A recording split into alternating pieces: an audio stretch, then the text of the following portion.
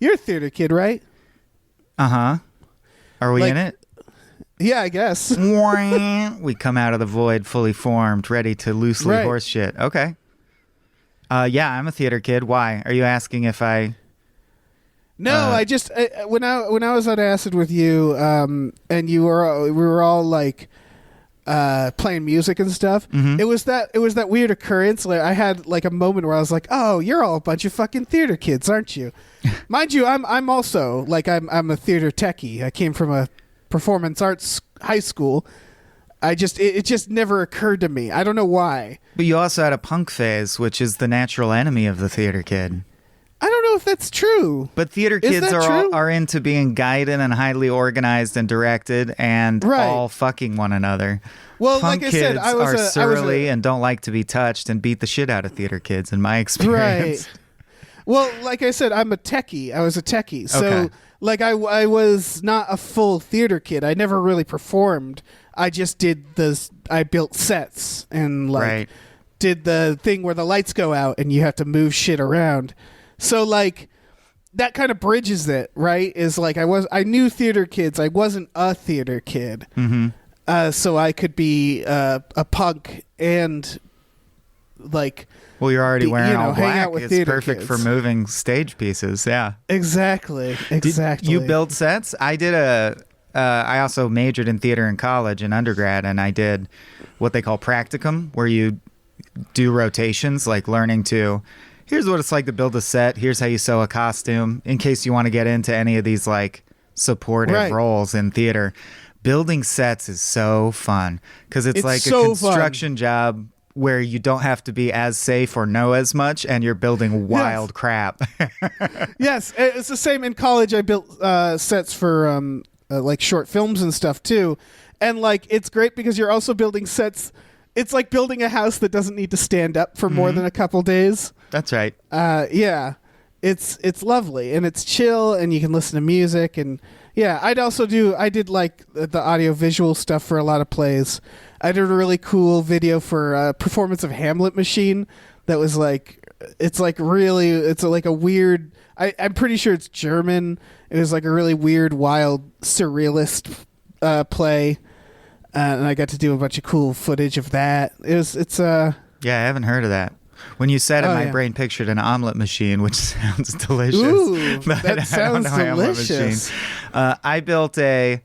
I just built a bunch of flooring, and I still had very fun times. And they taught me how to create, like, use an airbrush to make stippling so that and then you like sponge on it so it looks like Right. marble flooring, and it's just a thin sheet of plywood. Yes. And I was so Yes. proud of it. I framed it in my dorm room, and people were like, "What is that?" And I'm like, "It's flooring, but I made it. I made it with Yeah. my own hands." Same with, you can do that with wood flooring too, like wood planks with paints, specific paints. Yeah, I had a piece of marble wall from a Mel Gibson movie, Edge of Darkness, from the set of that, Nice. which is very random. Yeah, it's just made out of foam. From a play version or the prop from No, the movie? Okay. from the movie. You know what I saw when I was just walking around LA, popping into random places one time at a pawn shop? Do you know the made-for-TV version of the Hitchhiker's Guide to the Galaxy that ran on, I think, the BBC? I know of it. I've never seen it. Okay. They had the Vogon head, like the alien that Whoa. reads terrible poetry. And Did you I wanted buy it? so bad. No, Yeah. it remains the purchase I most wish it was like $1,200, which I could not afford at the time, but I still wish I did. Because in the Yeah. grand scheme of life, that money will come back to you or not matter ultimately. But in the Right. moment, you're like, well, that's like my rent. That's so I much. I had the same thing when I worked at Cracked, and I think I could have afforded it if I just moved money around. It was Mulder's badge up for auction, and it was like, why Dave. didn't I get that? Yeah. Why didn't I get that? Oh my God. I Yeah. wonder how many there are too, because I'm sure there's more than one, but probably not that many. Yeah, probably maybe like 10, 20. I don't know. I don't know how many they had to make for that show. he doesn't he doesn't flash his badge that often. No, frankly. he just goes for it. But man, now I just want to imagine you recording Fox Mulder's a Maniac, and every time you carefully like put his badge on, I'm ready. Yeah, My exactly. omelet machine's warmed up. I'm ready to record. That's great. Oh man, yeah, I want to go back in time just for that badge. It's a real shame. But yeah, my high school, the coolest thing, just going back to theater stuff, is our high school stage was like, it wasn't like a fancy theater. It was actually like an old gym that they would just put like folding chairs and like, stadium seating, sort of like that really cheap metal, like bleachers. But what that created was a situation where we could literally saw through the floor of the stage or saw through the walls, because it was such a wreck that you could dress it to be whatever it wanted to be. And it was a performance arts school. So that was like, this was our football, Yeah. So it's like all the money went into it. So like for like the production of Cabaret, we like redressed the entire room to look like an old-timey cabaret. And we had like waiters and shit, and we made it interactive. Like you could just really do a lot, which was really fun from the tech point of view, where it's like, yeah, we can actually like just build these big structures into the stage. Oh, we were the opposite. I had to like personally raise money so we could have a fog machine for a thing. Oh, and that sucks. Brought our own costume pieces from home and shit. In fact, junior year, they announced our theater department was going to be completely cut. Football was our football for sure. Right. And one of my first public speaking things ever in my life, and one of the most terrifying times in my life, I remember it so well to this day, was giving a speech in front of the like school board and gathered public, people who were voting on, like calling on them to not cancel theater and talking about the importance of theater molding young minds and shit. And they brought it back. That's great. Success. Yeah. It's like a movie. Yeah, it was really fun, but terrifying. Just devastatingly scary. Way scarier than doing a play, I think.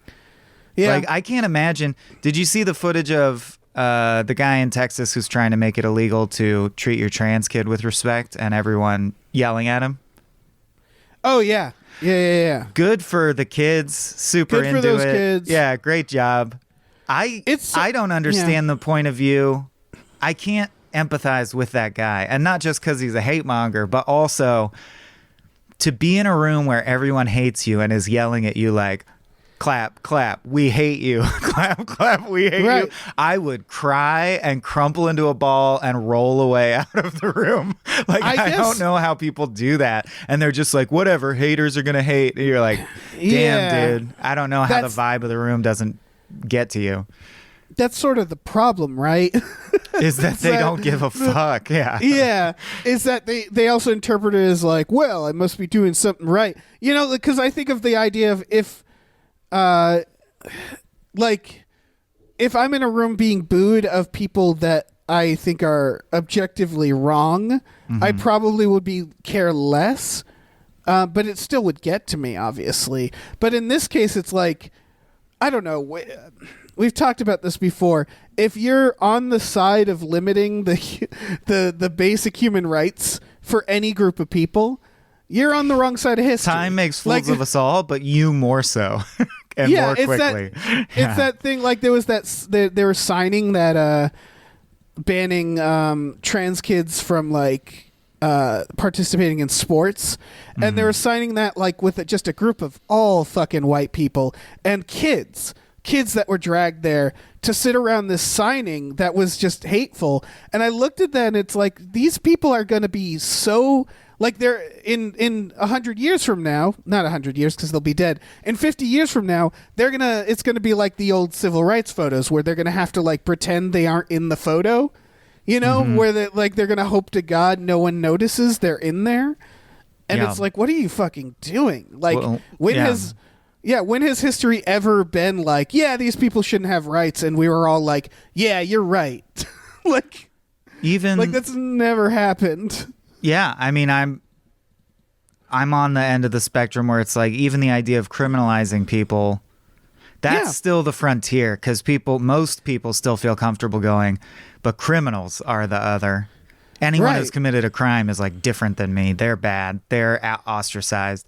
And I think in the fullness of time, we'll even that's the deal, right? The ultimate truth is we're all stuck in this tiny atmospheric envelope, gonna die someday. We're all in this together. There's no reason to deny anyone human rights that you have the possibility of giving them in a responsible way. But soon deepfakes will become readily available to everyone, and it won't matter because they can pretend. They can just go back. Truth will splinter and disappear into nothingness, Dave. They'll go back and just say, I never said that. Deepfake news. Deepfake. Yeah. Oh, no, Roger Stone already did that. Did he say that like today? The January 6th thing is not real? Yep. Yeah, he says deepfake, which is funny because I'm pretty sure they can still like prove it. Yeah. Also, you look at the footage and you're like, yeah, that's not deepfake. Right. So far, we're not that good at it. You see samples where you're like, wow, that's a really good deepfake, but I can still tell technically. And there's an issue of resourcing. Yeah, Roger Stone was there. That's fine. Yeah, Let's accept that. Was. Yeah. Well, on that subject, that perfectly transitions us to the actual show we're doing, right? I think so. I think when you've hit stone bottom, it's time to move on. Yeah, so let's let's dim the lights. Everybody shush up. The music is fading in, and the episode is beginning. Yeah. Welcome to Star Trek: The Next Futurama, an epic team-up between gamefully unemployed and small beans. For access to the entire series, find us on Patreon. And now your hosts, Mike and Dave. All right. Yeah! Bender is back. He's back, baby. We didn't even talk about that news. I guess because it's on topic, so we shouldn't have. This is good. Yeah. Hey, everybody. As I think you could have sort of sleuthed out if you understand how Hollywood works, Bender saying he wasn't going to be in Futurama and Hulu saying, well, we're going to hire a replacement was all just theater while they negotiated John DiMaggio's fee. It's been negotiated to his satisfaction. Good. Great. Voice actors deserve to be paid fairly. Yeah, I hope they all get paid fairly. I hope it affected everyone and not just him. Yeah. Yeah, for sure. But that's great. And hey, folks, welcome to Star Trek: The Next Futurama. Welcome. I'm one of your hosts. Oh, sorry. Hold on. I'm one of your hosts, David Bell. I'm Michael Swaim, another host, and I would love to hear all the demo tapes of all the people who auditioned who are like, I think I sound like John DiMaggio, because it's such a distinctive voice. I want to hear the people who are, it's like, dude, you don't really sound like John DiMaggio, you know? Right. I hope that's floating around somewhere someday. It's a real bummer because I know, like, I've seen this actually dramatized in films and I forget what, but like the idea of you think you got a big break going and they're like, oh no, actually you were just a negotiation tactic. Like there's probably someone who thought they had Bender, that they were like, ooh yeah, I'm their guy, and then it was like, no, we were just using you to get this guy back. Like you know, these things happen. It's the Simpsons scene when they're casting Poochie, and he's like, that's the best voice I've ever heard. And then the next guy, and he's like, you're even better than the last guy. Take a hike, loser. Just spoiled for choice, yeah. But yeah, for people who don't know what this show is, that's weird. It's mostly loose horse shit about theater, deepfakes, stuff like that. And we briefly talk about Futurama. No, we've been going through every Futurama episode in order, and we're matching them up with a Star Trek: The Next Generation episode, and they've been matching up pretty darn good, I would say. I still think the idea has legs, which is great because we're not that far in, but it'll be interesting when we get to like season 7, 8, 9 of Futurama. We'll see. Where we wouldn't have started the show if we didn't already verify that there are more Star Trek: The Next Generation episodes than there are Futurama episodes for now. But now there's going to be more Futurama. Yeah, it's going to be weird. I've been trying to like think ahead too when we match up episodes now, because I didn't want us to like kind of blow our wad early and match all the really good stuff up and then have nothing. But yeah, we're up to season 2, episode 13 of Futurama, which is a Bicyclops built for 2. Bicyclops. Bicyclops. Yes, Bicyclops built for 2.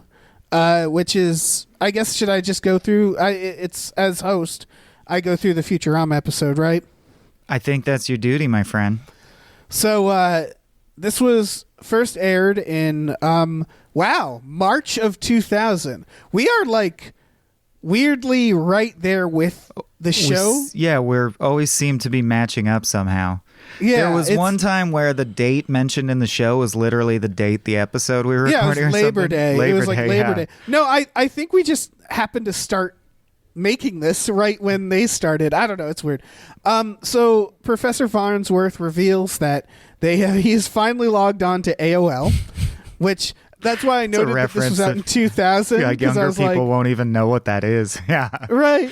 And like in 2000, that was a fresh reference. I thought at first like, oh, that's cute because AOL hasn't been around for a while.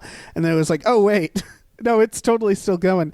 So they quickly predict the metaverse by going into these virtual reality suits. The internet is filled with ads that they have to fight, pornography, and violence. And that's pretty much it. They go into virtual chat rooms. They enjoy porn. There's ads. Yeah. And Leela, in one of the chat rooms, reveals that she has one eye, she doesn't know where she's from, and she's looking for a man, and all the nerds are terrified. Bender is doing the Bender thing by doing fake phone sex as a sexy nurse avatar. And so they get bored with sex, and so they decide to do some violence. Instead, they play a VR like first-person shooter. Fry is amazing at it because he played video games, which is a hilarious trope that I love whenever it happens. It's funny, but it's weird that he'd be good at like flipping and jumping. And I don't know. I just imagine the metaverse will handle differently than my PS5 controller does. That's all. Right. It's again in all sorts of movies when they're like, "How'd you know how to do that?" They go video games. I saw and the it's wizard. Like, that's not, yeah, and it's like that's not how video games work. And while in the virtual death match, Leela stumbles upon another one-eyed man who is like, "I saw you in the chat room. I wanted to talk to you." But Fry shoots him and takes him out of the game before she can learn who he is. And she's mad at Fry, but Fry is happy because he won. They leave the internet because they have to deliver popcorn to Cineplex 14. Good gag. On their way, Leela receives a message from the Cyclops, who reveals his name to be Alcazar, who says he has a home planet. She should come there. She dumps all the popcorn into the sun accidentally, goes to this planet where he introduces her to this long lost Cyclops city. I forget what it's called. Well, I believe he says, "This is our planet, Cyclopia, in the Cyclops Nebula. This is our capital, Cyclops City. Stop me if I'm going too fast for you." He also introduces the Forbidden Valley, where no one can go. He has a castle. He says that their planet was wiped out. He was cleaning a pool at the time, so he survived, and they sent one baby out, and that was Leela. So she's finally found where she comes from, and he's like, "Oh, it's too bad. There will be no more of our species." And she's like, "Well, that doesn't have to be the case." And they bone. And they decide to get married, at which point Alcazar literally becomes Al Bundy from Married with Children.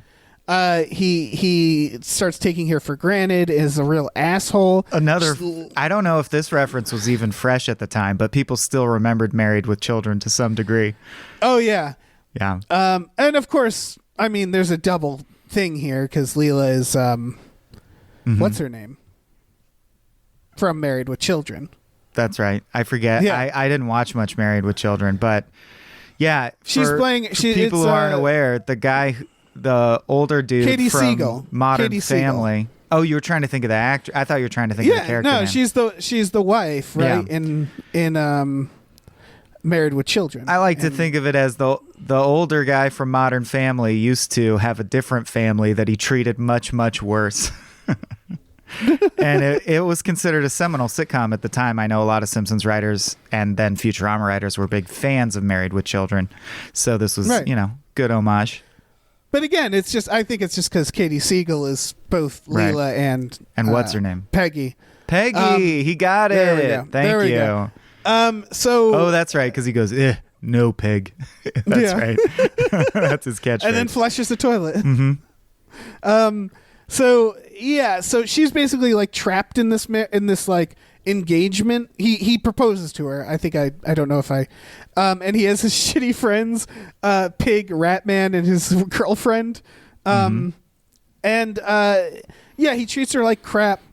Fry is like, I think there's something up with this guy. She won't hear it because she wants to make this work because they're the last of their kind. Fry finally Fry tries to go to the Forbidden Valley, ends up in the dungeon, has to stay there for a while with a lot of fun bits, eventually escapes. He goes to the Hidden Valley and learns that there are 5 or 4 other 4 others for 5 total. Yeah. 5 total. 4 Each- other kingdoms. 4 other castles, each more identical than the last. Yep. And he finds another Cyclops statue, only this one has 5 eyes. They realize that. So what gets revealed is that Alcazar is actually a shapeshifter who is maintaining relationships with 5 different women who all think they're the last of their species, so he can bone them. And he openly admits to that. Then they basically they confront him with all the other women, and they beat him up. And then they return to Earth, and Leela is sad once again, wondering where her species came from, looking at the stars, not realizing that they're on their way to her home planet. Oh, because that hasn't been revealed yet. Good point. Yeah. Yeah. I assume they knew. I assume they knew at this point. Yeah, there's a few things like they didn't know Fry was going to have a brother until they did, and then they're just like, well, we haven't mentioned that he doesn't have a brother, so that works. We can just retcon Right. that. But I imagine that they probably knew, and the Nibbler thing they had to have known because his shadow is visible in the pilot. Right. Which is mind-blowing to me. It's like here's Arrested maybe Development predicting the hand getting bitten off 2 seasons ahead of time. Oh yeah, here's what I assume the shadow is that maybe they knew somebody was gonna, maybe it's that thing of, remember how there was the plan that Krusty the Clown was going to be revealed to be Homer? Yeah. Yeah, I think it's that where it's like they knew they were setting something up and they knew they could drop it if they had to or change it. They're like, we just need a shadow, and Just laying then yeah, Like an Laying interesting The Wire didn't know if they were going to do a season 6 or not. So they have one of the characters, I forget who, but one of on the cop side, the bald guy who, we're bad at pulling actor and character names this episode, but Yeah, it's fine. It's been a while. I could rewatch The Wire. But Yeah. they show him at a gay bar, and it's treated as like, oh, he's gay, that's going to affect things, and it never comes up again. And they were like, yeah, we, just laying pipe, putting up stuff that we could pay off if we keep rolling or not. Right. Fascinating to me, especially when we're now in this era of seasons have become shorter and shorter, and they seem to be almost like mini series. Like Stranger Things, I'm sure they've mapped out the end of the season when they start filming. It's hard because I know the creators of that wanted 4 seasons and Netflix wanted 5. So that implies that they kind of only mapped out 4. And then so stretched that- for time. Yeah. Yeah. We'll see. Yeah, and then there's I know there's there were people talking about it on Twitter actually the other day about how like they'll often like screw writers over by stretching the season that they pitch into like 2 seasons, especially or like in animation. That's season 1A right and season now. 1B. Yeah. And it's like, man, that sucks because that de-incentivizes them from really like crafting a show from beginning to end. Mm-hmm. And yet I don't know. It's also interesting that there's so many shows now that it's rare. Like it used to be a standard American thing that an order of a show was 23 to 26 episodes. That's right. wildly long. That's too so long. many. That's honestly too long. Like I think 15 would be like the sweet spot. Mm-hmm. Like I think modern stuff, it's a little too low right now. Like when they put out fucking 8 episodes, Right. I'm like, come on. And then in guys. the UK, if you're a fan of shows from the UK, they'll be like, Yeah. this is one of our longest running shows, 12 seasons. Each season, 6 episodes, 6 Right. beefy episodes. Yeah. Like, Well, that yeah, sounds sure. leisurely. That's nice. It both works and doesn't. Like Sherlock, it's like 4 episodes a season, Mm-hmm. but those episodes are feature length. And it's like, well, that's 4 movies then. Yeah. And that's great. Good job. Yeah, I could be into that. Yeah. You wanna tell our good audience, our wonderful audience, Absolutely. what Star Trek episode this is matching up with? A grin is creeping across my face because I think this is one of our best pairings, especially when we get to a particular point, which comes up pretty quick. So, the episode Yes. we paired it with, Dave, do you have the season and Season episode number? 6, episode 3. 6-3. It's called Man of the People.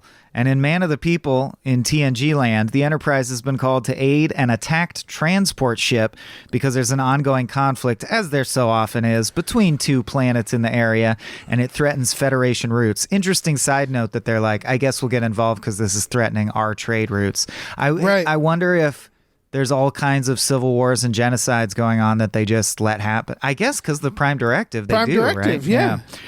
Well, no, I think unless if it's an alien race that they've already like joined the Federation or they've established, I can Sure. see them doing that. But yeah. Yeah. Anyway, they're called the Rekag, Rekag, anyway, and they're fighting the Solarians, I think.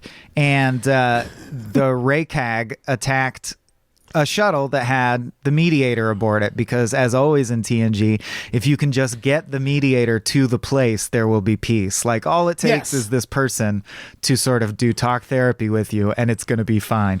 Yeah, and they're like the best at it. Yeah. So they get this guy who's just the best at negotiating peace, beams aboard with someone he claims is his elderly mother. And we meet them. Troy meets them at the transport room, and immediately the mom to Troy is like, you want to fuck my son. I can see it in your eyes. You want to fuck my son. You can't. I'll stop you. He's mine. And he's like, I'm sorry. My mom is medically ill. You know, she has these fits or spells or whatever. But Troy looks a little troubled. Meanwhile, they kind of have just a significant look between them. And we're introduced to this dude whose name is Alcar. Sorry, Alcar. Yep. Compared to Alcazar. Just so, and that's not even why we paired these episodes. It's but not at all. My but God. Yeah, holy moly. Yeah, all you have to do is take out the Z and you got him. So he sends his mom away to her quarters and gets a tour of the ship. Ends up in the ready room where he says he wants to approach the impacted planets in another unarmed transport, but Picard refuses, and some other Federation, Admiral, says, yeah, it's too dangerous. Please let the Enterprise ferry you there. Basically just as an excuse, like, we're not going to get rid of this guy. He's the meat of this show. So Alcar is now on the ship as they travel to wherever the, whatever you would call it is going to be, the peace talks. Troy and he flirt on the walk back to his quarters. He explains his negotiation techniques, which he describes as just staying patient, letting everyone else talk themselves out, and then improvising a solution. And you're like, that makes mediating peace talks sound very easy. He also points out that as an empath, Troy would have a real advantage in his line of work, and his race is empathic, but only with one another. It's like a closed circuit network. They're not empathic to other life forms. She says, well, I am, and I can sense that you're full of nothing but good feelings, calmness, serenity, tranquility. It's amazing. Like, you truly embody peace. And that's obviously attractive to her. He asks her to come with him to Saronia to aid in the negotiations. You can see she's into it. She agrees. Then the mom bursts out of the room and again is like, did you try to mate with my son? Did you try to mate with... You fucked my wife? And says, if you do, you'll regret it the rest of your life. Riker comes in because he needs Troy to help him write crew evaluation reports. But she's sort of distracted by what happened and confides in him and says that she's worried because from the mother, she senses nothing but evil and malevolence, and it's out of proportion. She seems like so angry all the time that Troy can't even understand it. He says, ignore it. She agrees. Maybe she's just senile. And he says, that could happen to all of us someday, which I don't think is true in the Star Trek universe, but regardless. After the evaluation, she says she's going to eat 2 ice cream sundaes, which just raises the question, are desserts fattening in the future, or is it like Synthacream? Because Troy's fit as hell. No. Okay. Yeah, she and is fit as hell. eating chocolate. But she loves her chocolate. Yeah. I assume it's Synthacream, which, man, that's wonderful. Yeah, it's like the Unless McDonald's it tastes like ice shit. cream. It's just It might be. It also might be like, you ever try British chocolate and you're like, oh, this is what chocolate should taste like. It might be that where like no. Yeah. Oh yeah. Other countries have better chocolate because they have better Really? dairy than us. Interesting. Oh yeah. There's you can get it online and shit. I think get Whole it. There's Foods and shit have some imported British chocolate. Yeah, I'll try it. Where in my hometown there's a British store that sells like British stuff, so I can. But yeah, I wonder if it's the same situation where like if they actually tried ice cream, they'd be like, oh my god, this is so much better. I always end up looking at the British chocolate and then turning away because I don't like the names of British candy. Can I just admit they're that? hilarious. They're like Flaffles or Lil Wedgies or whatever. I'm like, I don't know. I'll stick with Rolos. Nice, strong American name, Ford Rolos. So anyway, the mom has died. That was a sudden jarring transition. The mom dies. Alcar says, Troy, can you join me in a funeral ritual that my culture does? It would really mean a lot to me, and we can continue to flirt with one another. And Troy's on board. He calls it a meditation, funeral meditation. They hold some rocks, and they say some things that are nice, like peace, it turns to love, and love is what we need. Oh, yeah. And a little spark flies from one rock to the other, and Troy looks disturbed. Act break. Yep. All right. So and he's just like, gotcha. Gotcha, bitch. So we come Runs out back, of the room. and Troy seems agitated, upset. She's filled with negative emotions. Very curious. Cancels the counseling session with someone named Ensign Janeway, who you cannot convince me doesn't turn out to be Captain Janeway, and says like, maybe you don't belong. Janeway is like, sometimes I feel bad at my job. And she's like, then you should probably quit. Maybe you're not good enough to be on the Enterprise. And you're like, whoa, Troy. Troy's, something's going on with Troy. Meanwhile, Crusher wants to do an autopsy on the mom because she can't figure out why she died. Even though she was in her 90s, she has high levels of neurotransmitters in her cerebral cortex is what they say, but no organ failure. And it's like, well, her heart didn't fail. Her brain didn't fail. Why'd she die? Alcar forbids them from investigating the body further and says, in my culture, you don't desecrate the body or whatever. No autopsy. And Picard says, yeah, we got to honor that. So there's a little sea runner, basically, that will, of course, come into play later, of Crusher wanting so badly to cut this woman open and take her organs out, but they just won't let her. Troy does Tai Chi in a mirror, starts to get horny, fondles her own cleavage, and I guess this is just to establish that she's not just angry, she's also horny. So don't get it twisted. She's horny angry, yeah. She's hangry. She goes to Alcar and acts flirty, hits on him very clumsily. She says, what kind of woman do you find attractive? Do you find me attractive? When you find someone attractive, what do you usually do? It's like sex ed for teenagers. Yeah. They end up kissing, but he says, our relationship can't be like that, and she gets angry and storms out. She goes into the turbo lift, acts horny towards a random ensign. She's basically just insatiable. And then we cut to Riker going to her quarters to finish those darn evaluation reports. And that ensign is getting dressed and rushing out. So, and she's nipping hard. She's in a Yep. very flowy gown. She obviously just got her freak on with this ensign, and it's like, doesn't that bother you, Will? Does that trouble you? And he goes, no, we live in the future. It's fine. I'm Riker, for God's sake. Do whatever you want to do. I just want to get these reports done. And she's clearly distracted by other things. So he ends up saying, sorry, I intruded. When you're ready to work, give me a call, and leaves. They finally arrive at Rekhog Saronia, which is where the peace talks are going to be held. And they get a report from the situation on the ground, which is getting worse, they say. Like, there's thousands dead, the ceasefire's been broken, neither side will negotiate, making it all the more amazing that Alcar can come in and after 4 hours they're like, you're right, our civilizations are at peace now. But that's how it works in Star Trek. So they plan a negotiation in a neutral city with the leaders of both groups. Meanwhile, Troy is, sorry, Troy sees Janeway again. This is where she treats her like crap. Previously, she just mentioned, I have to counsel Janeway. She cancels. So copy and paste, but she treats her like crap. Crusher and Geordi examine the transporter log, which proves that Alcar's mom was deteriorating physically ever since coming on board.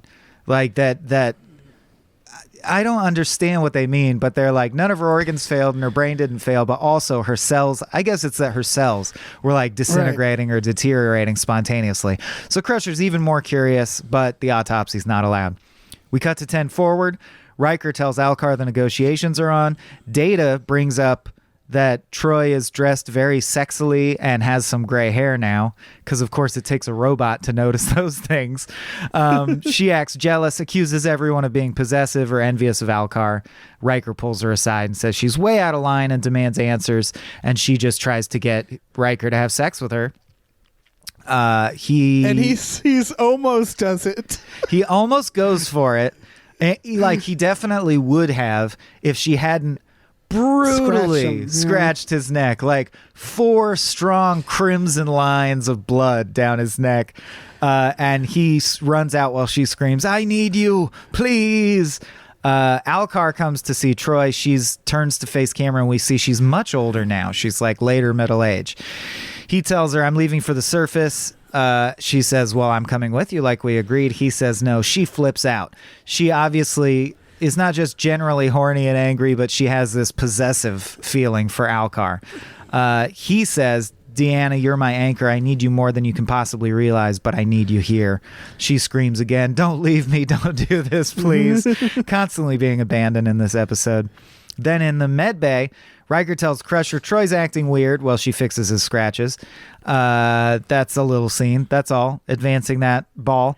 Alcar is about to transport down. Troy comes in and tries to kill his female attaché, basically out of a feeling of possessiveness. Picard gets in the way, and she ends up stabbing Picard in the shoulder, and she's even older. Picard really has trouble fighting off this elderly lady. Yeah, she does a good job stabbing young, strapping Jean-Luc Picard. But he says it's just superficial. I'm sure Crusher must be excited because there's lots of easy shit to treat this episode. Yeah. Really can't fuck it up. Just the skin regenerator and you're good to go. So they sedate Troy in the med bay because she's flipping out so hard. Crusher suspects, finally, someone suspects. See, they needed Fry. Fry would have been onto this so fast. Crusher's like, I think this has something to do with Alcar's mother. And Picard goes, okay, do the autopsy. I don't care. Defile that body. Go Crusher on it. So Crusher does and discovers that the mom was aging prematurely, just like Troy, and that genetically they don't match Alcar's transporter log. Therefore, it's not Alcar's mother. So who's this mystery woman? Why were her cells degenerating? And why is it happening to Troy now? These are the questions of the day. Picard and Worf transport to the planet's surface to confront Alcar. And he admits, she wasn't my mother, but I'm mad you performed the autopsy against my wishes. Then he calmly explains, he's like, well, I guess you got me. So here's my whole deal, right? I shunt all of my negative emotions into people. These are human beings that I call receptacles. So I send my hate and anger and horniness, which that's interesting. These are the Star Trek writers officially saying horniness is bad. That's a bad emotion. You should feel shame. So his sexual feelings, his feelings of envy, jealousy, hate, rage, they all go to someone else. I don't know why he always chooses a young woman. We can get into that later. Yeah, I think we know why. I think because he's a piece of shit. But he always picks a young woman, and through this funeral ritual with the rocks, somehow he's able to shunt his negative emotions into people, and it prematurely ages them just through the sheer rage of it all. But because Troy is not of his species or whatever, he didn't know if it was going to work, and it turned out it works double time or whatever. That's why she's aging even more prematurely than he expected, far more than he expected. But basically explains, I don't care, I'm going to do it anyway. I don't care that you know this is what's happening. Fuck you, Picard. Picard doesn't, to his credit, immediately snap the guy's neck, which I feel like he would be, in his rights to do. Instead, just gives him a little speech saying he's a coward, he's an exploiter. He says, you're unwilling to shoulder the burdens of unpleasant emotions. Well, this time you will be held accountable. Meanwhile, the negotiations start to fall apart, and Alcar's like, you can't hold me accountable because I'm necessary to peace here. You'd be condemning thousands to death. And Picard's like, oh, you got me. So they teleport aboard the Enterprise and decide they must use cunning to foil Alcar instead. And basically Crusher comes up with a plan to kill Troy temporarily and says, yeah, if it's less than half an hour, I can bring her back to life. So that's canon. They got half an hour window when someone dies to bring him back to life. I wonder if they could have brought Tasha back, but that's neither here nor there. They kill her. They go down to the planet where Alcar is celebrating that apparently within half an hour, these he did it. Two planetary governments worked out their differences. He's really good. He's like really good. We sent Sean Penn to the Russia-Ukraine border, and in half an hour, he wrapped that shit up. Yep. So he's very, very good. But they tell him, Troy's dead. You're kind of fucked without a new receptacle. And he goes, this is true. You got me. So he asks his sexy young attaché, hey, any chance you'd do a funeral meditation with me? Dun, dun, dun. Cut to them being about to do that. Picard says, lock on to her because we want to pull her out of there if the funeral meditation goes too far. But in the meantime, I forget the last part of their plan, but I have notes. They have to revive Troy. Oh, they're going to make sure she's that's right. Revived to 300% or something. They give some sort of milestone where they're like, if this number is this, then you can transport her out of here. Right. It's a hacking progress bar. They're just like, we got to get to 300 before the ritual's complete. They do.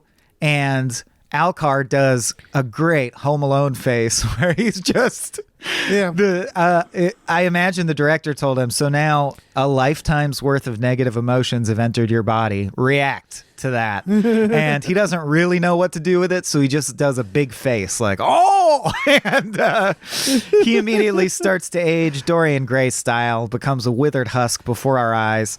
I forget if they transport the lady out or she just rests. They do. They transport her out, and Worf runs in, but he's already dead. And Worf confirms the ambassador is dead. And they're like, well, that's good. We got peace and this piece of shit's dead. Yeah. It's a good day for the Enterprise. Troy wakes up in medbay, sees Riker, and just says, Will. And she's back to normal. Riker and Troy kiss tenderly, but not hornily. And she says, thanks for sticking by me. And he says, I'll always stick by you, even when you're old and gray. Ha, ha, ha, ha. End of episode. You said Dorian Gray style, not Walter Donovan style, which, whatever, it's fine. Who's Walter Donovan? He's the bad guy in Last Crusade. Oh, okay. But that's fine. The third it's one. Fine. I have seen that. I have never seen Raiders of the Lost Ark, Dave. You've literally never seen the best Indiana Jones movie, then? I thought everyone assumed, or everyone said the third one is the best. I would say the third one is my favorite, and it is probably, you could argue it's the best, but it's fucking Raiders, man. I don't know. Okay. It's Raiders has the grit, the full grit to it. Like it doesn't matter. We don't have to. You should just watch that. You play that Fate of Atlantis game, Dave? No, Whew. I didn't. That's a good Indiana Jones thing. Fate of Atlantis, point and click adventure. I'll check it out. All right. You're the host. Wrangle this shit. All right. Well, now we're going to see how these two episodes pair up. Mm-hmm. That's what we're going to do. We've described the episodes. So let's move on to good news number 1. Good news number 1. I feel like, so the Alcar and the Alcazar thing, very obvious. The fact that both can be shortened to Al is just... Yeah. We nailed it. We're good at podcasts. To the point that I wonder if Futurama, they like specifically spoofed the name. I don't know. So obviously there's the fact that it's a wolf in sheep's clothing, right? It's this quote unquote nice guy who turns out to be like a pretty misogynist and trying to use women for personal gain. And is basically draining women for their own gain. And I would say both of those are that, right? This guy tricking Leela into just being a housewife that he gets to like boss around versus Alcar, who is like it's who tricks Troy into being this receptacle for his negativity. Look, I'm not defending Alcar, but at least his argument is, which is it's still bullshit, but his argument is only I can bring peace to these planets, so I'm saving thousands of people, so it's worth it. I like that Alcazar's is just, we all have dreams. My dream was to have 5 freaky aliens wait on me hand and foot and scrub my 5 identical castles. Can you honestly say in my situation you wouldn't have done the exact same thing? He's a saint. Yeah. Well, yeah, that's the that is that is the big difference, is that what Star Trek is actually nailing, and I think they've nailed before, is I'll call it the Sherlock Holmes problem that happens with characters a lot, or the Rick and Morty problem. Although I would argue Rick and Morty understands it and talks about it and addresses it more, which is the troubled genius who sucks. And it's like, or the Dr. House issue, obviously, which is like everybody like, well, he's so good at his job, he can treat people like shit. Yeah. Schizoid or man guy the is Stanley like that. Kubrick problem. Yeah, and it's a toxic idea, and Star Trek is introducing that idea here, which is this guy is like, yeah, I can treat women like shit because I'm a genius, which is like most of human history, right? Like. And so like that, I'm glad they sort of did it that way, because it's like, well, he's a genius. What are you going to do? And it's like, you're going to fucking tell him to go to hell is what you're going to do. You're going to stop him, because it's not, no one is allowed to treat people like that. Yeah, Abe and I wrote a sitcom pilot one time that of course crashed and burned, or you would have heard more about it, but about a key grip who is a hateful bastard, but he's so damn good that they can't fire him from the set, and everyone bends their lives around him. Yeah. Look at the way he set that light up. He's just too damn good. He's too good. That's great. But yeah, in terms of similarities, both Leela and Troy they become, I don't know, bewitched and start like ignoring their responsibilities for this guy. Leela screws up the popcorn delivery. Troy is canceling everything on her calendar, being a shitty counselor. It's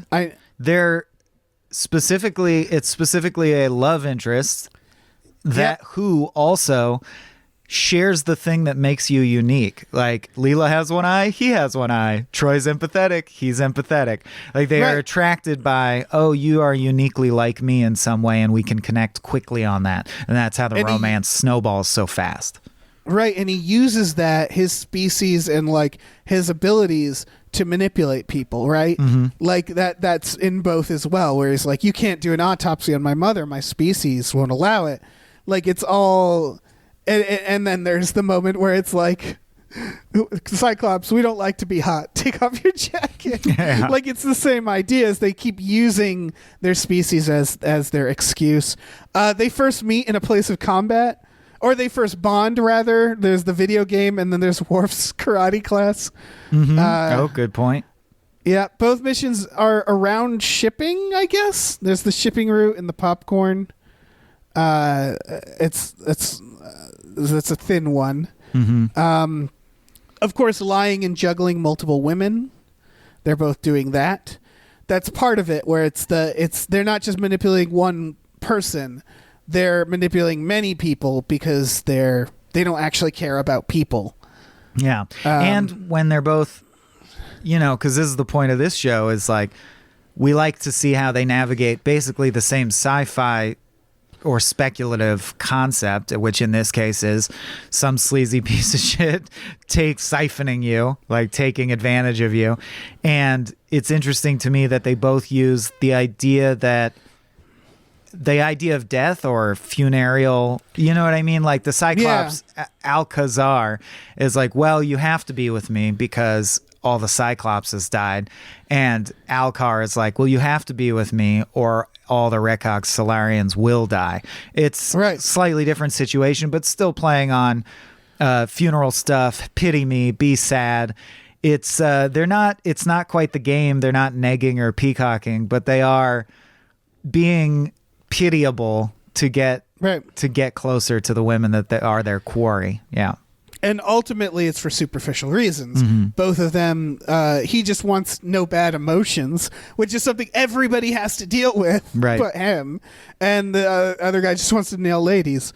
They both confess as if what they're doing, there's nothing wrong with it. That's a big one. When caught ever so slightly, they immediately just go, yeah, you got me. Here's what I do. Here's my deal. That's a very interesting structural similarity. Right. I'd also say Riker is Fry. Right? That's two characters with a romantic connection who are concerned about the situation, not just because of the romantic connection, but actually as a friend. Like, Fry is right. That's true. I think of Crusher as Fry because Fry actually goes to the Forbidden Valley and Crusher actually does the autopsy. Is like, right. Well, I would say it's all three, Will, Crusher, and Picard, because Picard also gets held at gunpoint, like Fry gets put in the dungeon. Yeah, Picard gets stabbed just like Fry getting put in the dungeon and eating tacos through the grate. Yeah.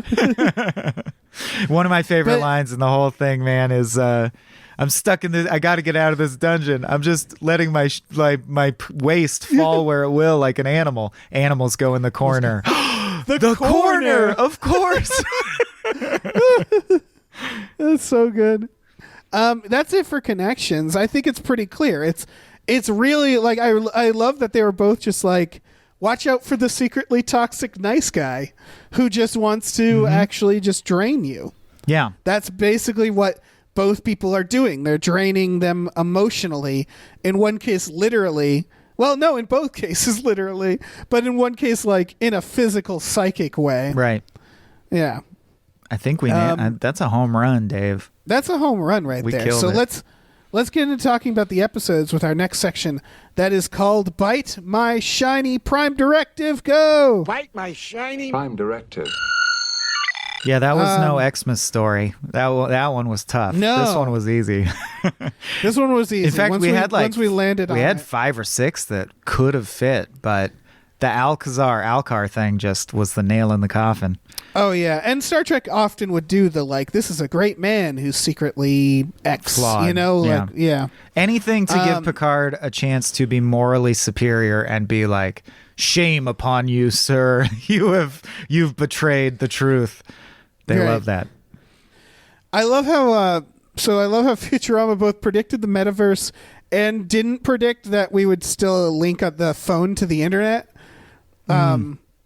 It's very funny that they're like, it's the future. So like the internet will be VR, but also like the professor needs them to sign off so he can use the phone, and AOL is still a thing. That's cute. And yet it is. Yeah. I was very tickled because it's on everyone's minds lately that they did such a I had forgot Futurama did such a robust Ready Player One style metaverse thing where you're like, and they come back to it repeatedly. I'm thinking of the Lucy Liu episode where they're like, websites are represented by doors that you walk through, and for all we know, that might be kind of how it is. You know, I actually don't think that. I mean, I just did a whole Some More News about this. Sure. I think the metaverse is not I think the metaverse that everybody keeps like pretending is going to happen is not actually going to happen. I think, we're not going to do virtual shopping because why would we? That's harder than shopping on our phone. Like, we want things to be easier, right? I completely agree with that, and that's why things like interoperability of video game items won't happen, because you're not going to take a shotgun from Doom Eternal into Elden Ring, because the Elden Ring designers would be like, well, that fucks the whole balance of our game. Right. But I still think that there will be some kind of 3D or ARG. I feel like ARG is more likely. Representation of the internet. The internet is not going to stay fully 2D. Some components of it are going to become 3D. I think augmented reality is a future. Mm-hmm. I think if they make stylish glasses that aren't Google Glass, that like you could turn on and off, I think augmented reality is very useful. I think VR will always be around and always get better. I just don't think it'll replace like work, and shopping. I think it'll just be like fun. And there are VR chat rooms and stuff, but I don't think it'll, it's not, we're not going to be living in the metaverse. No, I agree. I'm just saying that the Futurama depiction and the Ready Player One depiction of the idea that the internet will soon be more than it is now is vaguely correct in some way. Who knows what the actual nuts and bolts of it will be. But it was just interesting for them to hop on that so quickly. It certainly won't be, because I agree with you about the VR, one of the big hurdles is, well, I don't want to wear a headset for many, many hours. Like, it's not going to be a suit. They put on full suits and like get haptic feedback and actually jump around in physical space. That ain't going to happen. But yeah. No. Yeah, and we're already in a augmented reality. Like, I'm sitting here with two screens talking to you, how many miles away. It's just like, it's you always think about smartphones, which is like, what's a way to make things more convenient, to make the internet more convenient and more blended with our lives, which is why augmented reality seems more likely. But even that, like, I don't know if people like the idea of cameras on everybody's face. I don't know. We'll see. And it's not up to us, Dave. It's up to the Zoomers. Yeah. Imagine taking a Klingon karate class hosted by Worf. Was it a karate class? It looked more like Tai Chi to me. It's like, it's whatever Klingons do, right? Like, I assume it's a Klingon combat. Okay. That's my assumption. You think they fight very slowly? I don't know. No, I think it's. I just assume it's. That was the warm up or something.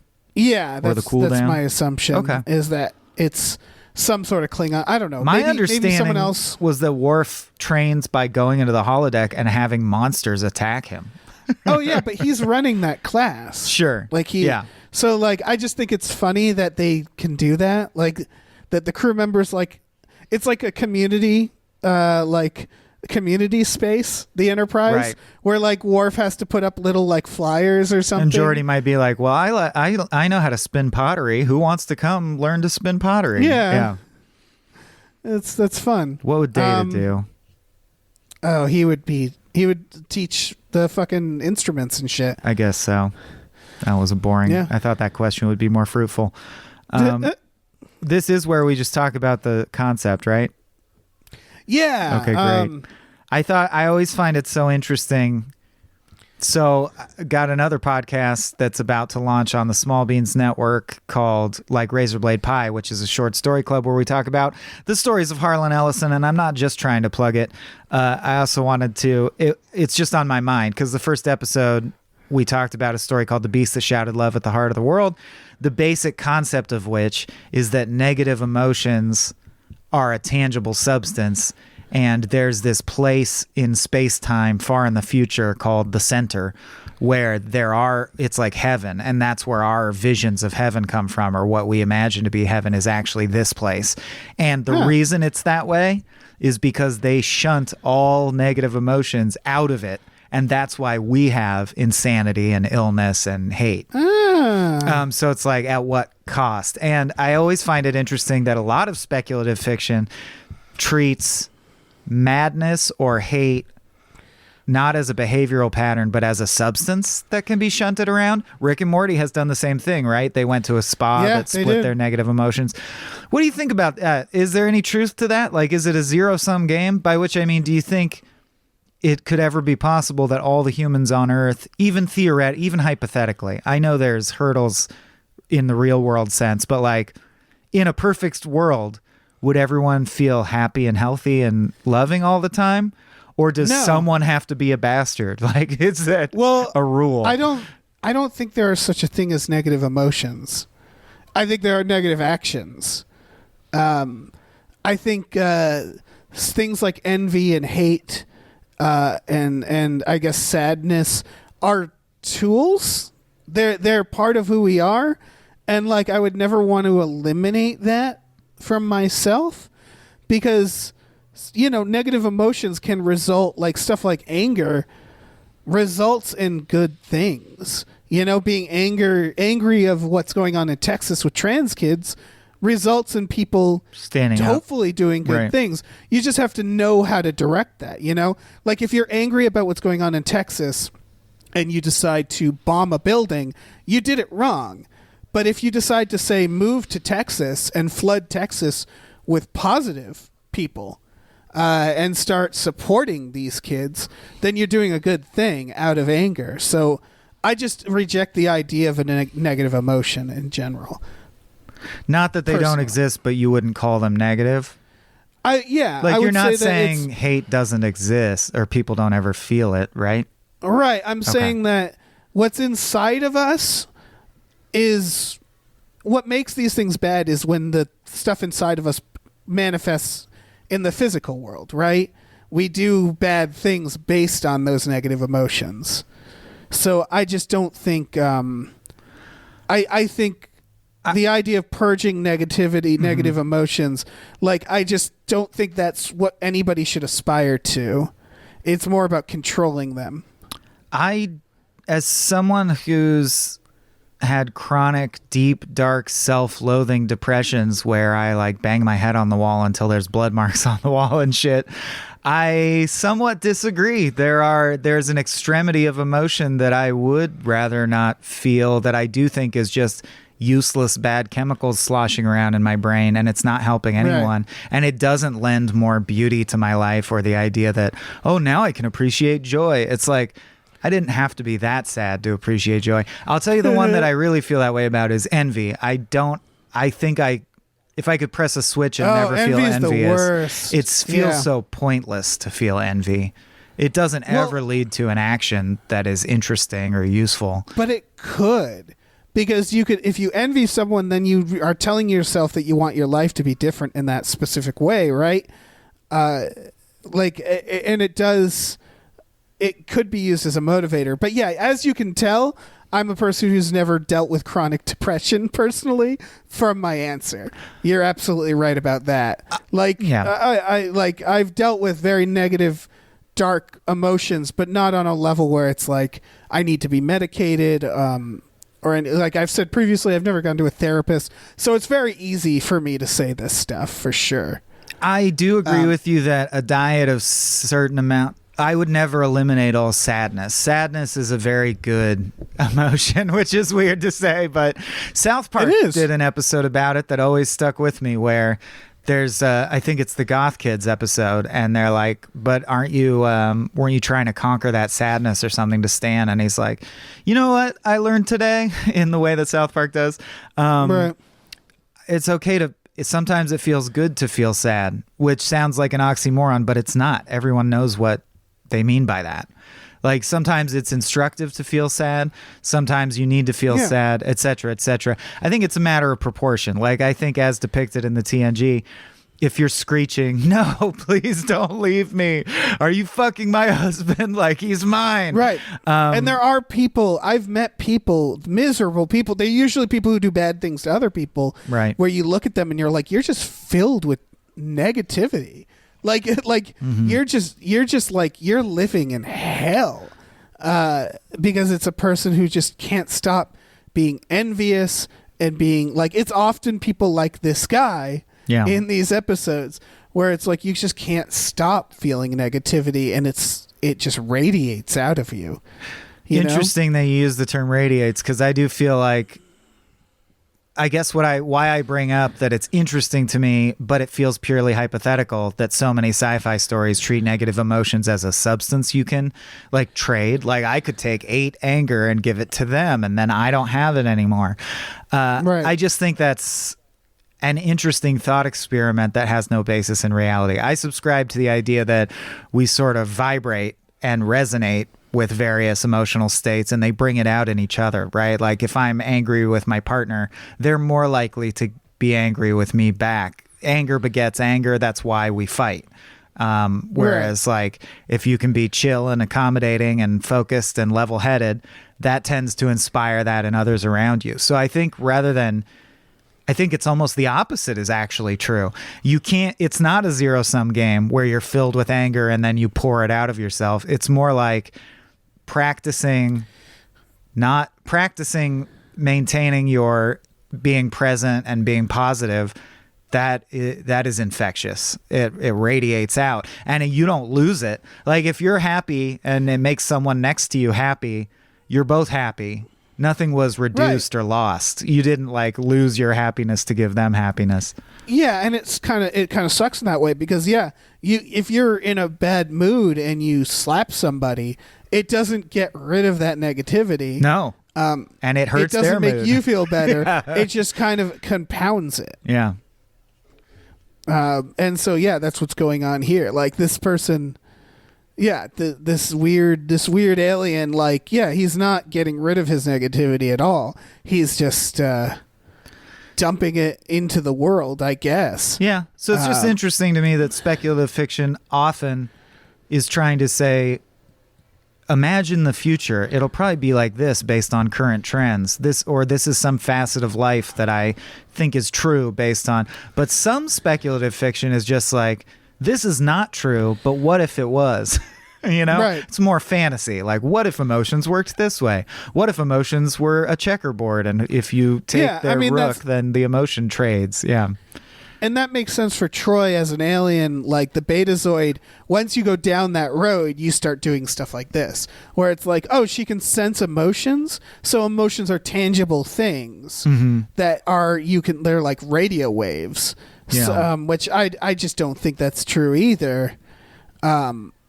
And so it's just like that. I guess that's what I'm going at, where it's like, it's about how you physically manifest. The action's the manifestation. Right. Yeah. Like how a piece of art is actually an event that occurs between someone observing an object. It is both the experience of the observation and the object itself.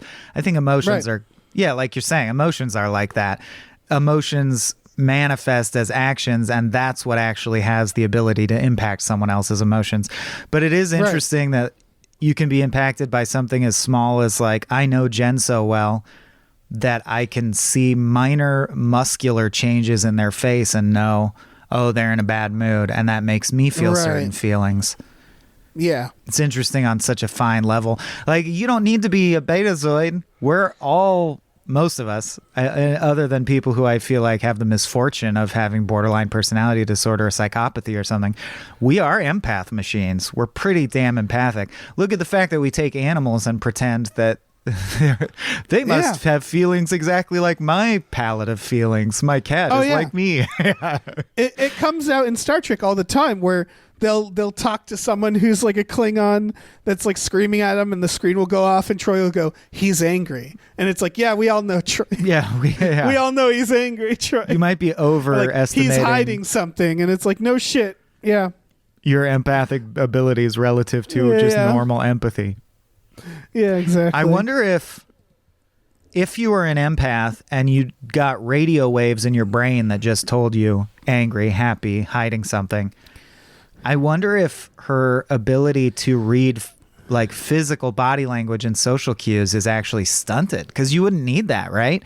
It would be like everyone is a blank slate that just says what their emotions are. Remember the episode? Troy loses her powers and becomes insufferable. Right, because she can't use normal means to pick up people's emotions. Exactly. That exact thing happens. Troy has this like free reign to like be like, because she devastates this ensign in the therapy. Yeah. She can go to that ensign and be like, yeah, I was psychically affected. No big deal. And it's like she could do that anytime she has a bad day. Yeah, I got impregnated by a light from space. Well, cut me some slack. Yeah. It's going to be especially awkward with the ensign that she throws her sex at. That poor little guy. Unnamed is ensign. going to be like, he's going to be walking through the hallways and running into her. Like he might have left and been like, oh, this is the start of a whole relationship with Troy. Like maybe his heart was really in it. We don't know. I feel like at some point in the Star Trek universe, the people from the lower decks must understand that, well, the bridge crew are one and done. If you get in a relationship with the bridge crew, it will resolve by the end of the episode. No one on bridge crew ever sticks with anyone.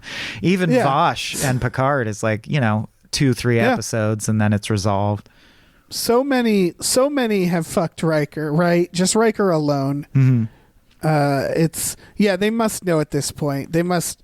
Hopefully, he's just going back to his room and being like, I fucked Troy, you guys.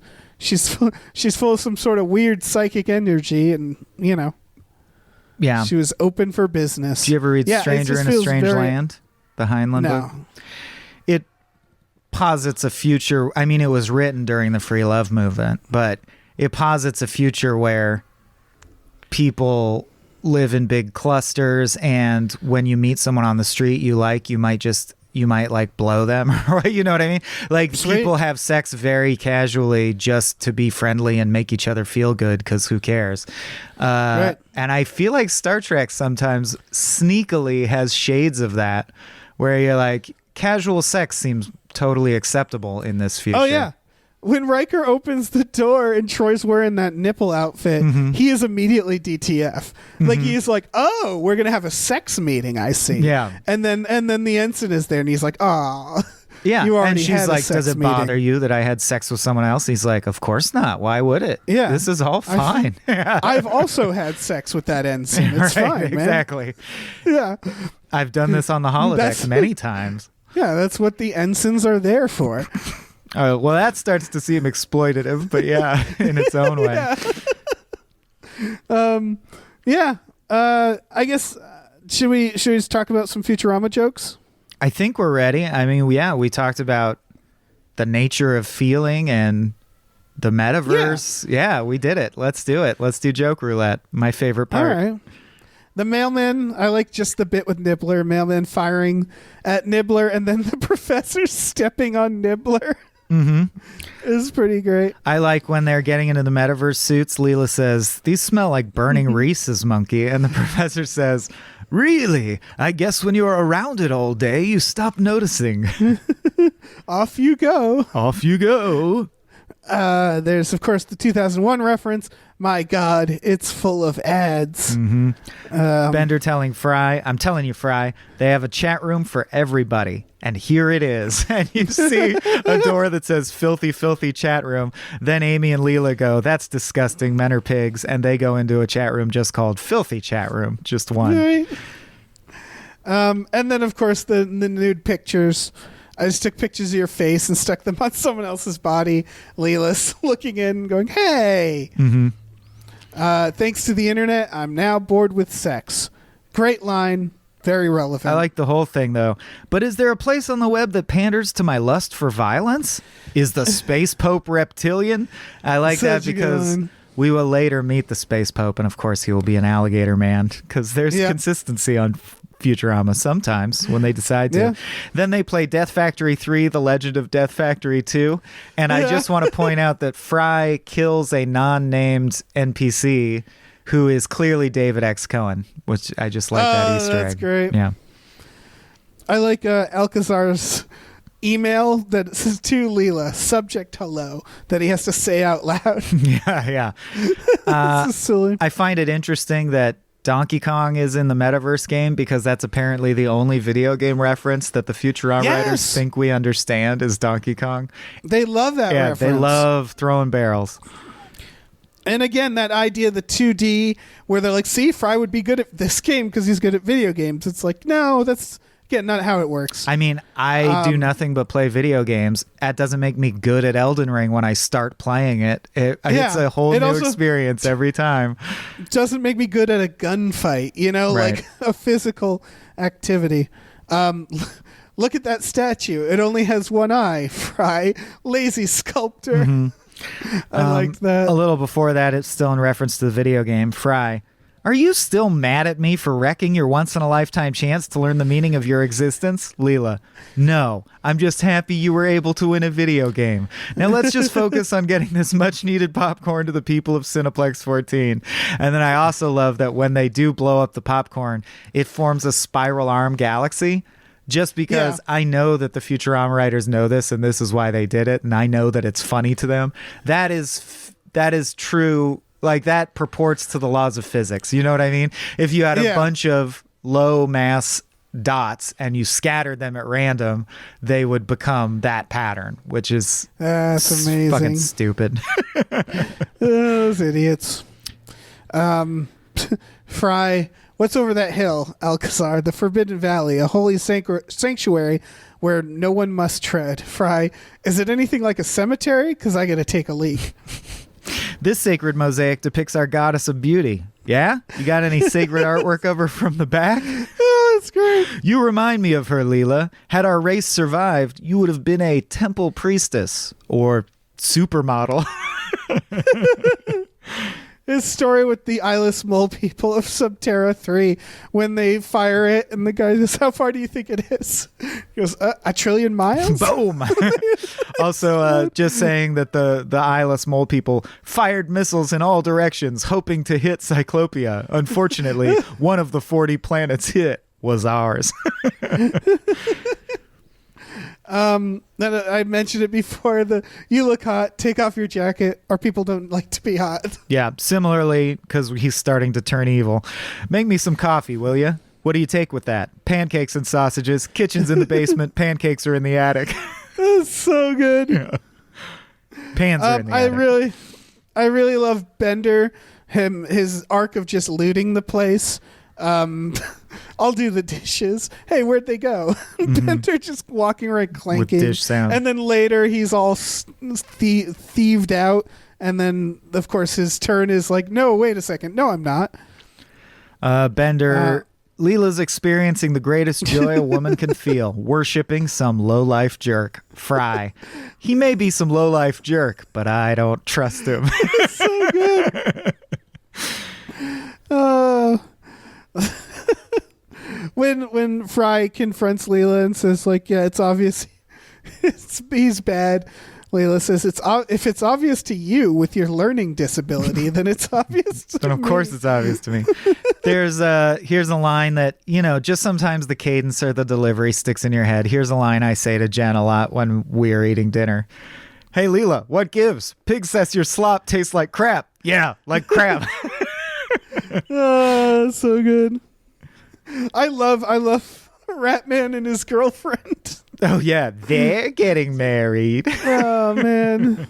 When Fry gets out of the dungeon, it's time for this bird to walk. I like that they call it a pre-wedding chug-a-thon. Yep. Sign joke. Zoidberg crying at the wedding. That pig over there is wearing the same sandals as me. Let's see. Each more identical than the last. That's not really a joke. I remember. The joke is that they find a matching mosaic, and Fry goes, "Look, it's another Cyclops, but this one has 5 eyes." That's great. And then, of course, the ending speech and Bender. Mine was to make it. Yeah, he's a saint. Yeah. Why did you have all of 5 weddings on the same day? Hey, lady, do you have any idea what it costs to rent a tux that changes shape? It's solid. That's one where they're like, they probably thought about that inconsistency or that, and they're like, well, we can probably throw it away with a joke. Find a way to joke around that. Yeah. Oh, there's so many ways Alcazar could have pulled this off. Like, his plan is objectively bad. I love that he built these kingdoms. Like, they never addressed that. Like, he had these kingdoms, like, physically built, so he could make it with 5 chicks. Yeah. It's a lot of effort. Quite an ambitious sleaze. Yeah. Yeah. Do we want to talk about which episode did it better? Let's do it. All right. This is a section called 2 to knock it up a notch. Bam! Energize. What 9? Knock it up a notch. Maximum warp. Bam! Make it so. Engage. No, don't engage. Energize. This is tough because I do like them both. Where do you fall on this? Oof. I didn't pre-think about it, and as we've discussed them, I do think they're relatively the same quality. It's really a toss-up. I also feel like, okay, I'm giving it to TNG, and I'll tell you why. I do think that is more of a time-honored sci-fi trope, as we've discussed. What the Futurama really has going for it is this is one of the first episodes where Leela has an arc. Leela was not fridged in this. She's not a wet blanket. She has like a thing to do. It's a Leela episode. God, I love that. We'll get more of them. But meanwhile, though, I will say took a while. Troy, what's her name, is doing a great Marina job in this. Sirtis, yeah. Yeah, when she has to do like her weird sexy thing in front of the mirror, it's like a oneer. That's what I was Like, going to it's say. not- So yeah. the TNG also gives Troy a lot to do, and it embraces more of a real sci-fi trope, which is the idea that what if emotions were a tangible substance?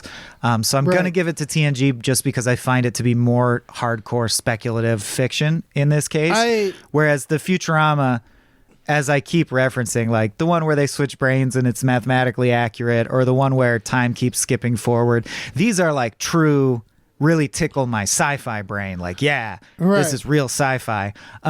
Whereas this one's more of like a sitcom episode. Like, what if a sleazy guy took advantage of? The only real thing that's speculative about it is that he's a shapeshifter, which only comes in Yeah. at the end and is just like how he's undone. So I kind of like the TNG slightly more because it's constantly navigating an actual sci-fi thing. I agree. I also like how they handle his scumbagness better, where he justifies it in this very like I'm doing the greater good Instead kind of way. of just going, yeah, I'm a piece of shit. What are you Yeah. going to do? And so, like, I do like the way it handles the idea of a toxic person like this and how they justify it. Yeah, literalizing toxic masculinity. Yeah. All right. 2 for Star Trek has it. Well, let's do our final section and answer some cues. This is hailing frequencies open, Captain. I don't want to live on this planet anymore. Open hailing frequencies. Frequencies open, sir. I don't want to live on this planet anymore.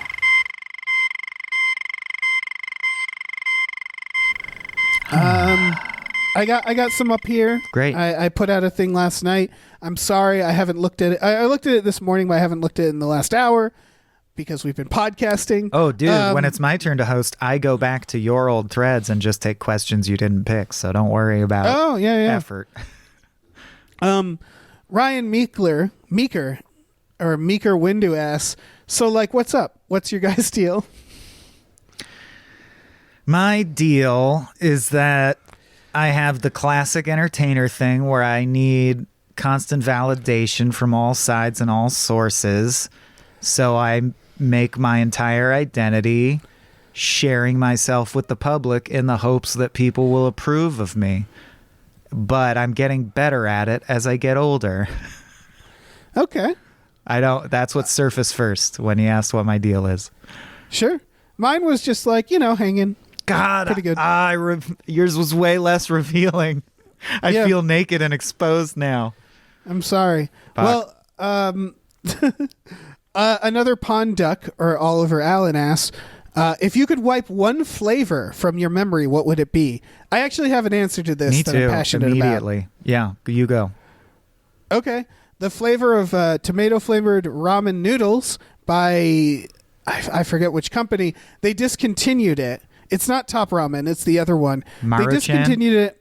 Yeah. They discontinued it decades ago, and I still remember the taste because it's my favorite flavor of ramen noodles ever, and I'll never have it again, and that makes me sad every day.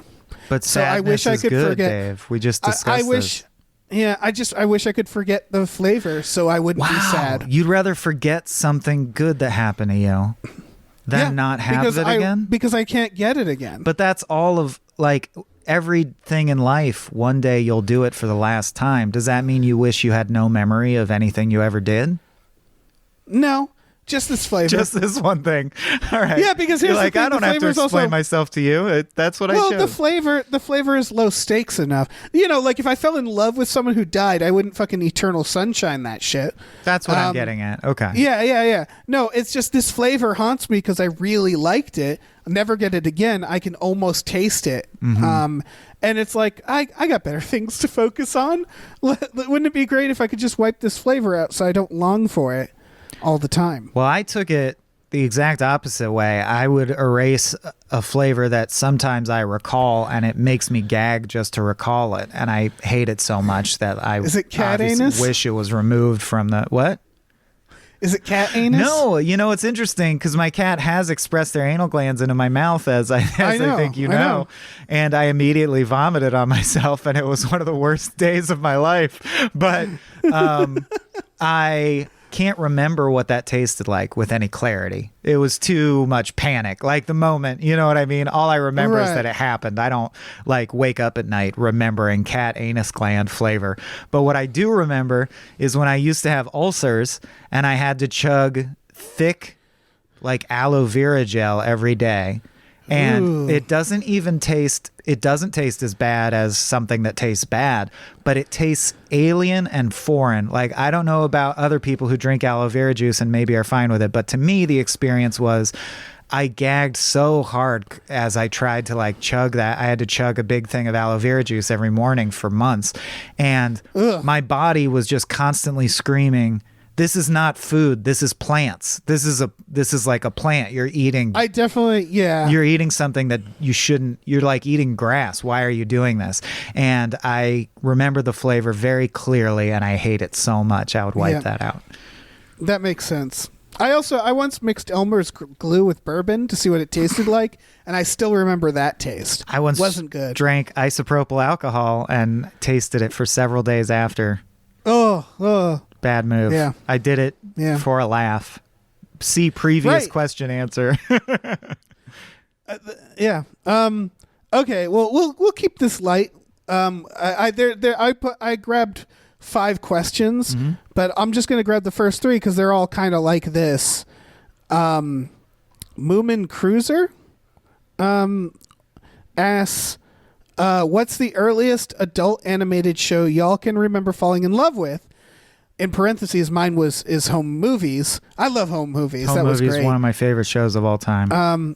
But like, unfortunately, mine is super boring because of my age. It's The Simpsons. Trying to see if I can think. Well, when you say adult, my brain went to like cartoons that I wasn't allowed to see because my dad is kind of a no filter guy when it comes to sexuality. Let us watch whatever we wanted. Showed us shit that you shouldn't show kids that young, too young. So like Fritz the Cat came to mind and things like that, or like R. Crumb stuff that made me feel weird and uncomfortable. But if you're talking about the genre of adult animated comedy, it is also The Simpsons. I've told this story before on the air, but it's short, so here you go. Somehow my dad had the foresight to sit us down when Simpsons Roasting on an Open Fire, the very first Simpsons episode, aired, and tell us, this is going to be huge. This is important. Watch this. This is going to be a huge show. I still don't know, like, how did he know that at that time? But ever since The Simpsons premiered, it was a sacred thing in my household, and we would watch it as a family every Sunday. So it's definitely Simpsons. Yeah, we did Simpsons, X-Files. There was always like we did Simpsons a block and between Jeopardy. The two. Nice. I do remember the first time I saw Adult Swim, which was a lovely time. I was a teenager. Yeah. I was very inebriated, and they had like a Scooby-Doo spoof that they played, where it played out like a Scooby-Doo episode, but it was just like slightly off and funny. And I remember watching it and not knowing that it wasn't Scooby-Doo. Oh. And I was just like, what the fuck is happening here? Yeah. And then I thought I was losing my mind. And then the second thing that came on was C-Lab's episode Waking Quinn. I was about to say where he C-Lab. keeps getting Yeah, where he keeps getting electrocuted. Mm-hmm. And it was, again, me like, am I losing my fucking mind right now? Because I didn't know that Adult Swim was a thing, period. And these look like old cartoons. Yeah, Space Ghost, The Brack Show, and Space C-Lab Ghost. were all huge for me. A little later than The Simpsons, Yes. but totally life-changing. The C-Lab Yes. where the dude gets caught under the vending machine and stung by scorpions over and over. And the C-Lab where they form separate countries and go to war with each other. I'm going to rewatch C-Lab. Fuck it. It's so good. It's Space so Ghost good. is my favorite. That was my Underrated college still. years. That and of course Strong Bad. It's Strong Bad, C-Lab, Space Ghost, Aqua Teen, and Brack Show. Yeah. Aqua Teen took a long time for me. I couldn't understand what Meatwad was saying, literally, and was like, it's too cruel and angry and punk and empty. It's like too hollow and fucked up. Right. And then something just clicked eventually. I was have like, some really no, good it's funny. episodes, It's though. super funny. The Moonanites, it's great. I love it now. But it took a while. Yeah. Oh, for sure. Yeah, all right, adult well, animation is that's kind the of the question. best. What's that? I think adult animated comedies are kind of my favorite kind of media, maybe. Adult Swim, it's hard because it's also like very nostalgic. But there was a time where I would like get home from work, open my window, crawl outside of my parents' house, get high on the porch, and then just like sit and maybe smoke a cigarette and watch Adult Swim. And that was that golden age in my room with my TV and my computer. Yeah. It was just so So like perfect. that. Those memories are so vivid. Big part of why we do what we do, I should think. Yeah, for sure. Also, if you're looking for just another answer, because I love talking adult-oriented animation, FLCL was huge for me. Did you ever see that? Sometimes called Fooly Cooly. No. It's a miniseries, but I saw that pretty young, and it stuck with me forever. The plot doesn't really cohere, but it's beautiful to behold, and made me feel weird because I saw it when I was too young. Right. So maybe check that out. All right, I will. All right. Okay, well, this is gonna go up on the Gamefully Unemployed. So, do you want to plug some stuff? I will derail the whole thing by asking, are you sure, or do we want to make this one free? Was it a good episode? Oh, do we want to make this free? This was a good episode. I could see it being free. I think we should, because every once in a while we like to release one on the free feeds just so that the people who are listening but don't patronize us know that this is a thing, remember that this exists, and can choose to patronize us if they want. Let's make it free. Let's make it free. Great, then I don't got to plug shit. Well, we both have to plug shit now because since this is free, if you want to get the other episodes, you got to go to two Patreons. Patreon.com/gamefullyunemployed and patreon.com/smallbeans. We interchange the episodes between us. Just to quickly plug Gamefully Unemployed, we also have two exclusive podcasts, Fox Mulder's Maniac, Star Trek The Next Futurama. Those are only under our $5 a month pledge. There's other tiers there you can find. There's a lot of fun stuff. There's also Spiel Boys, which is also between Small Beans and Gamefully Unemployed. Also split between, yes. And then on Small Beans, our exclusive Patreon-onlys are Scientifics and Bewilderments, which is an improv comedy cast with Cody Johnston and various great guests. Tales from the Pit is on there. As I said, we got a new one coming out that's a book club you can read along with us. A bunch of Harlan Ellison short stories. That's called Like Razorblade Pie. And Director Piece Theater is our other big one over there. Oh, and One-Upsmanship, the video game one, but that's always free. Yeah, and it's always delightful to listen to. And I know it sounds like a scam that we've split these up and put them behind two paywalls, but I got to be honest, it's like $6 a month to get all of it, and you get a lot. So I don't feel, you know what, fuck you. I don't feel bad about it. No, we offer a lot for a pretty small We try amount. try to make it worth your buck. And honestly, you can I probably shouldn't say this. You could do 1 month and just listen to everything and then stop. Yeah, binge and quit. I don't. That's acceptable to us. I don't. Yeah. I'd rather not because I like your support, but that's an option. I'm not going to frown upon it. People, not everybody can afford things. I get it. Absolutely. So it's nice to give them a little Star Trek now and then. Yeah, and we of course we have on our regular networks we have plenty of free podcasts as well. We're doing fine. Mm-hmm. And if by the time you're listening to this, we will have just had a Dungeons and Dragons stream. So if you missed that, look for that. Yeah, that should be fun. Should be fun. We're in the past, so we haven't done it yet. Right. It could be a disaster for all we know. We'll see. We'll see what the future, our future and your past holds. Great. Should be fun.